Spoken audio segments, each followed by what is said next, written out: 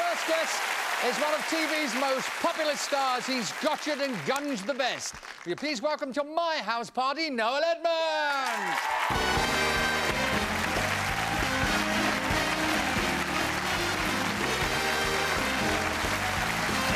Oh, lovely to see you, young man. All these years, we've never heard again. How are you? How are you? It's lovely to see you. Listen, before we go any further, you're back with Noel's house party. But what's all this about you giving poor old Mr Blobby the Big E? Who? Mr Blobby, you remember him? Minor, bits part player, had to go. His time had come. Yeah, but I mean, was it when you... Did you break the news personally? No. You'd read the Hoddle Gaza scene and you thought, I don't want a lamp kicked at me or a chair? No, I just sent him a note, just saying don't bother turning up. Well, it's only fair, isn't it? No, come on. No, we don't need that. Yeah, there is a campaign already afoot, I have to tell you, no. Where? To bring him back. We had a note today from the Save Blobby Lobby. Good luck with that one. Did you get fed up being called? Is that right? They used to call you Mr Blobby's dad. That was the worst one, because it is quite nice in certain circumstances to be recognised, isn't it? Because it just reminds you you're alive and people are watching your shows. And I walk down the street and people go, you know, that's the fellow with Mr Blobby. But the worst one is when the mother with a small child, and she comes up and says, yeah, look, it's Mr Blobby's dad. And it's the... But it's the thought, the consummation of with Mrs Blobby, it's just... Is there a Mrs Blobby? Yeah, of course there is, So there are a family of them? Oh, yes, he'll be all right. On to more serious matter, a very serious matter. I've been reading about you. And I'm told, now you have to tell me, is it true that you're a sleepwalker and you were once found talking to a frog on your front lawn? Can this be true? No. I mean, what do you say to a frog? I have... I wasn't on the lawn with the frog. Oh. I was in the bedroom looking out at the frog, from what I remember. But yeah, I do that sometimes. Do you really? Yeah. I'm a nervous sleeper, you see. I've caught so many people out over the years that sometimes I don't sleep very well. Even in your own home, you do these walks? Oh, yeah, 'cause I don't trust my wife. I mean, she would... Oh, yeah, she'd set me up for threepence. First of all, it was Radio Luxembourg where you started on the radio, when you did your first DJ Yeah, that's stuff. no longer around now, which probably says everything. Your name, actually, could have been changed by radio. I've got to talk about you. You're not going to believe it. Your name, I believe, could... When you tell me what your name... Radio Luxembourg tried to rename Noel Edmonds. What did they want to call you? Well, there was an era where radio stations bought the jingle package and then put the disc jockey with it. I mean, Johnny Walker's name came about that way, and I think John Peel's did as well. And I was going to be Randy West. Thankfully for me... He sounds like a lead in a blue movie, Randy. Well, would I ever have got swap shop? Good morning, I'm Randy. You know, I mean, it just... I mean, I would never have started with the kids. I mean, it was just... But luckily, the guy who made the decisions had a very, very late lunch, and they had to do the recording. You must take a big credit for bringing back... There was a time when live TV sort of went out of fashion. People were a bit scared of it. And you jumped in the deep end and did things like multicoloured swap shop with the occasional clanger along the way. Well, the great thing about swap shop was it actually operated on two different levels, because obviously we were very mindful of the young people watching, and there was Chris Tarrant and Tiswas doing all sorts over the other side. But we were more in the Blue Peter mould. We had to be very responsible. But inevitably, things are said which are funny to the adult mind, the double meaning. And Delia did this just an absolute corker. It was near Shrove Tuesday, and we made pancakes.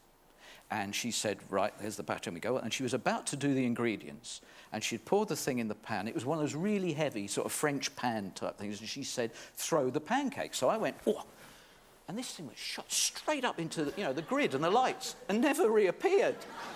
And it was, and I'm looking for it, and that got sort of a laugh. And then she said, that must be the biggest toss seen on television. And I kept a straight face. I kept a straight face, but it was everybody else. You've done a lot of great gotchas, haven't you? Do you have a favourite gotcha? Yeah, the one we're going to do on you. Got to get me first. Got to get me first. I've got a favourite. Go on. Yeah, I've got a clip here, which I want to show you. This is Gary Bushell. Gary Bushell. I mean, Gary's one. He can take a joke, you know. He's good with that. Good sense of humour. I mean, not many people would have stood for this, but You sent him, what, 6,000 miles? Well, we sent him on the journey. to LA. Yeah, he had made it known in his column that he had the hots for Superman's girlfriend, Terry Hatcher. Terry Hatcher. And we thought, right, let's organise an interview. And he just fell for it. How much effort goes into something like that? I mean, how long does it take? A plan? Oh, enormous. But the best ones are the simple ones. And they're the ones that people always tell me about. Rosemary Ford on the side of a hill in Wiltshire. That was wonderful. Singing away, and a tank came over the top of the hill. Flattened the bike, as I recall. Flattened this priceless antique bike. They're always the best ones. They're very simple. When we do you, it'll be so simple that you just won't feel it happening. Have you ever had any backfire, anything that, like the ones that went wrong? Yes, we've had a few people who have sussed it. I mean, you're bound to. Well, we've done 140. As many as that? Yeah, so, yes, we had one person who was so horrible that we sent them away, and we never told them. Just because, actually, we don't really kill people, and we only do it to people we like. Which might... No, honestly. I mean, the Gary Bushell thing, we do actually like Gary. And he's got a sense of humour, and he came out of it very well. And we would always edit out something. I mean, if you lose your temper when we do your days, we'll edit out that bit. And people will still feel that you're the happy, smiling... I don't lose my temper. I got a call. It's a true story. I went to bed 3:10. I'd driven from Wolverhampton somewhere in the snow, and I went to bed with a flu and a cold, and a phone rang at about 7:20. Some fella called Steve Punk. Penk. You call him what you want to.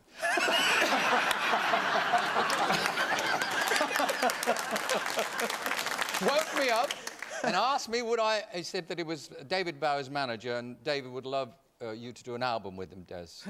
And I knew immediately, even though I was half asleep.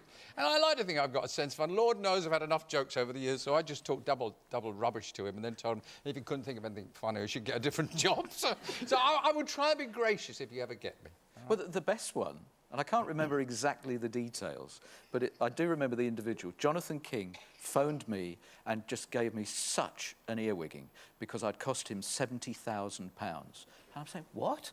And he said, I've just seen an advert for watches go out on television, and Bob Monkhouse or someone had done it, and he said, I was offered that commercial and I thought it was such a terrible script that I turned it down because I was certain it was a gotcha. He said, you've cost me 70k. Yeah. Oh no, that's it couldn't happen to a nicer guy than Jonathan King. I'd like to thank you very much. Thank you very much for coming, because I know you're a busy lad. I'm normally in bed at this time on a Friday night. Are you? Yes. Are you an early to bed lad? No alcohol, no fondling, nothing. No fondling? No fondling, no. Just out on the lawn kissing the frog, that's it. Noel Edmonds! Noel Edmonds!